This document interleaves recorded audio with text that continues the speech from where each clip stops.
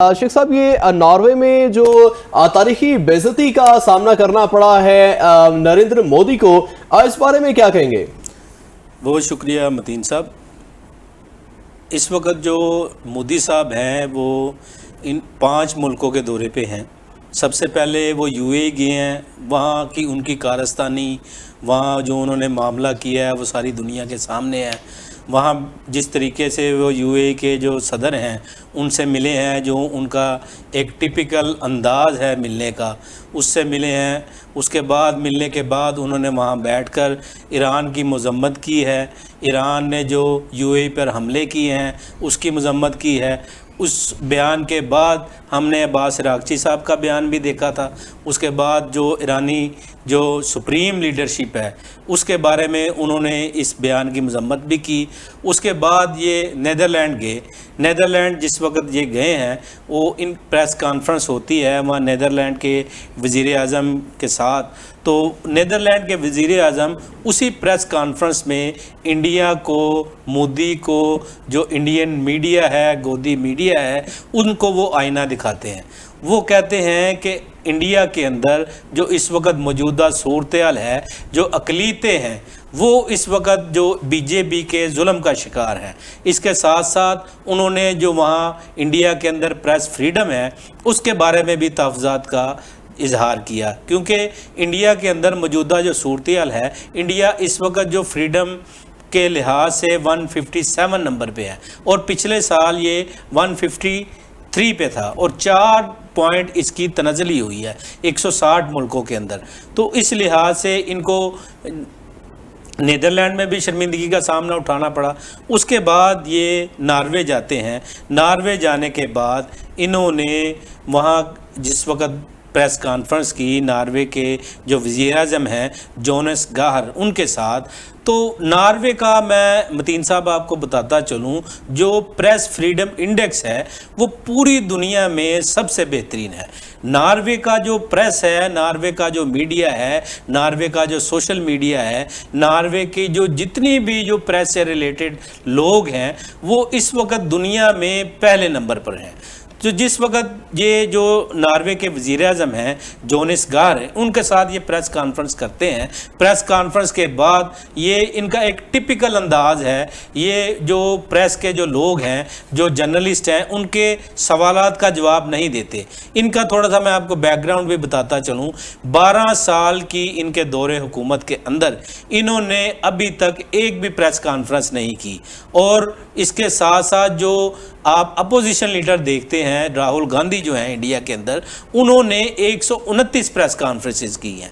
अच्छा, नॉर्वे के अंदर ये होता है, वहाँ की एक साफ़ी हैं, हेल लॉन्ग नाम है उनका, वो इनसे एक सवाल पूछती हैं, क्या आप दुनिया के सबसे जो आज़ाद मीडिया है पूरी दुनिया के अंदर, जो पहले नंबर पे मीडिया है, क्या आप उसके सवालात के जवाब देना पसंद करेंगे?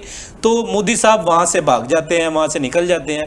तो वो ये जो साफ़ी हैं वो इनके पीछे पीछे लिफ्ट तक जाती हैं, लेकिन मोदी साहब का जो एक टिपिकल अंदाज़ है वो भागे भागे लिफ्ट में जाते हैं, उसके बाद जो है ना वहाँ से निकल जाते हैं। उसके बाद जो नॉर्वे की साफ़ी हैं, हेल लॉन्ग इनका नाम है, इनके ख़िलाफ़ एक सोशल मीडिया पे कैंपेन शुरू होती है। उनका जो सोशल मीडिया अकाउंट्स हैं, उनका जो इंस्टाग्राम और ट्विटर को जो है ना वो समझे कि हैक कर लिया जाता है। उसके बाद हम ये देखते हैं जिस तरीके से गोदी मीडिया, जो इंडियन मीडिया है, इन्होंने सवालात का जवाब देने के बाद वहाँ की जो नॉर्वे के अंदर जो एम्बेसी हैं, जो इनके एम्बेसडर हैं वहाँ, उन्होंने एक प्रेस कॉन्फ्रेंस की, लेकिन उस प्रेस कॉन्फ्रेंस के अंदर भी इनको शर्मिंदगी का सामना करना पड़ता है। उस वहाँ जो सवालात जो साफ़ी कर रहे थे वो जवाब नहीं दे रहे थे। वो इनकी सिविलाइजेशन के बारे में, इंडिया की हिस्ट्री के बारे में वो चीज़ें जो है ना बता रहे थे।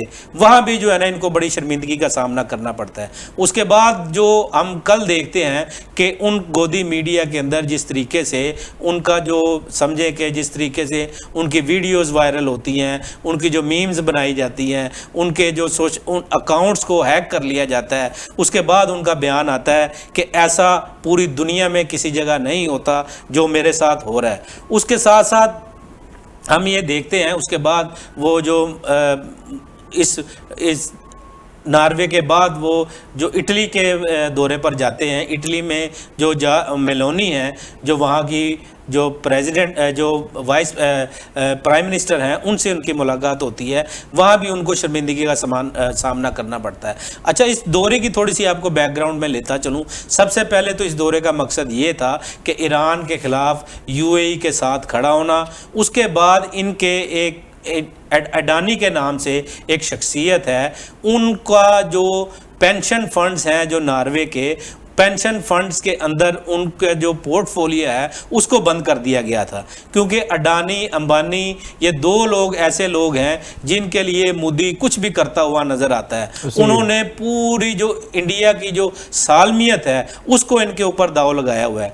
तो वो जो नॉर्वे के अंदर जो उनके पेंशन फंड्स हैं, पेंशन फंड्स को रिलीज़ करवाने के लिए, उनको जो है ना इन्वेस्टमेंट करने के लिए, ये ना जो सारा दौरा जो इंडिया के जो अखराजात किए गए हैं, इंडिया के जो पैसे लगे हैं, ये सारे मामलात ये नॉर्वे के जो इनका LK अडवाणी है उसके जो पेंशन फंड्स के अंदर जो उनको ब्लैक लिस्टेड किया हुआ था, ग्रीन एनर्जी के नाम से कंपनी है इनकी अडानी की, उसको इन्होंने रीस्टोर करवाने के लिए ये दौरा किया। तो ये सारे मामलात हम देखते हैं। तो इस वजह से ये जो दौरा किया गया और इस दौरे के बाद इन जो तारीखी बेइज्जती का सामना करना पड़ा नॉर्वे के अंदर और नीदरलैंड के अंदर और UAE के अंदर, इसकी मिसाल माजी में नहीं मिलती। शेख साहब, ये जो भारत में इस वक्त कॉकरोच जनता पार्टी का बड़ा शोर मचा हुआ है और हम देख रहे हैं कि बीजेपी बहुत ज्यादा खौफजदा है इस कॉकरोच पार्टी से। तो ये कॉकरोच पार्टी का क्या कॉन्सेप्ट है और इसके पीछे कौन से अवामिल शामिल हैं और वो कौन से लोग हैं? क्योंकि ये देखा है कि सोशल मीडिया पे बहुत ज्यादा हाइप है और यहाँ भी देखा गया है कि सोशल मीडिया प्लेटफॉर्म पे बीजेपी से ज्यादा मकबूलियत हासिल कर ली है इस कॉकरोच जनता पार्टी ने। तो ये कौन लोग हो सकते हैं? बिल्कुल मतीन साहब, ये जो 2-3 दिन के अंदर जो इंडिया की सोशल मीडिया के ऊपर जो तूफ़ान आया हुआ है, इसकी मिसाल माजी में नहीं मिलती। ये आपको थोड़ा सा डिटेल में लेता चलूँ।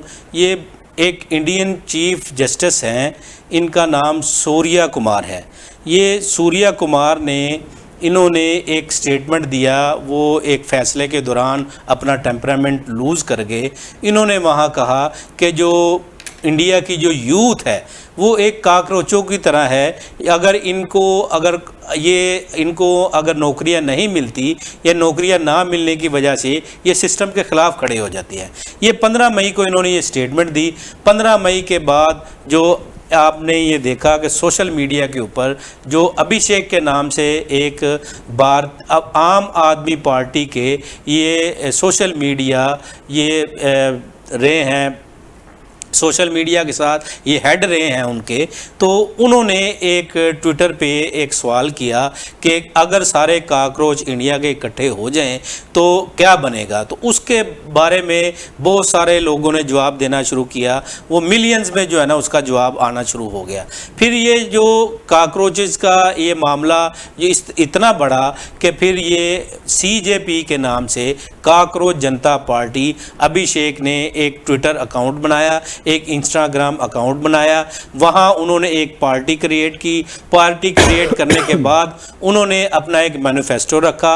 उस मैनिफेस्टो में उन्होंने 5 चीज़ें रखी। उन 5 चीज़ों में सबसे पहली ये थी कि कोई भी चीफ जस्टिस जो है रिटायरमेंट के बाद वो पॉलिटिकल पार्टी ज्वाइन नहीं करेगा। उसके बाद इन्होंने ये कहा अगर इलेक्शन कमीशन किसी भी शख्स का एक वो जो वोट जो है ना वो निकालेगी या उसको ख़त्म करेगी तो इंडिया के अंदर UAP एक लॉ है, उसके तहत उनको मैं फौरी तौर पे इनको गिरफ़्तार किया जाएगा। उसके साथ साथ उन्होंने ये कहा कि 50% जो मुलाजमतें हैं उनमें औरतों को हिस्सा दिया जाएगा। इसके साथ साथ 2 चीज़ें उन्होंने और बयान की। उसके बाद जो है ये जो CJP जो काकरोच जनता पार्टी है, इसका जो एक ट्विटर अकाउंट बनता है, इंस्टाग्राम अकाउंट बनता है। और मैं आपको थोड़ा सा ये बताता चलूं कि भारतीय जनता पार्टी ने इतनी मेहनत करने के बाद, इतनी तगदो करने के बाद उनके इंस्टाग्राम के ऊपर तकरीबन 8.6 मिलियन फॉलोअर्स हैं। और इन्होंने इतना जो समझें कि ये पॉपुलर होगी, इनके 18 मिलियन फॉलोअर्स हो गए। इसके बाद इनका ट्विटर अकाउंट हैक किया जाता है। उसके बाद इसको जो इंस्टाग्राम अकाउंट है इसको हैक करने की कोशिश की जाती है, लेकिन इसकी मकबूलियत दिन ब दिन बढ़ती जा रही है। इस कॉकरोच जनता पार्टी की वजह से इंडिया की यूथ हमें इकट्ठी होती हुई नजर आ रही है, जिस तरह बांग्लादेश में हुई, जिस तरह नेपाल में हुई। अब मौजूदा सूरत हाल में आने वाले दिनों में ये देखा जाएगा क्या ये CJP कॉकरोच जनता पार्टी जो है बीजेपी को टफ टाइम देती है या नहीं। ठीक है जी, ठीक है शेख साहब, प्रोग्राम का वक्त खत्म हो चुका है। अपना बहुत सारा ख्याल रखिएगा। अल्लाह हाफिज।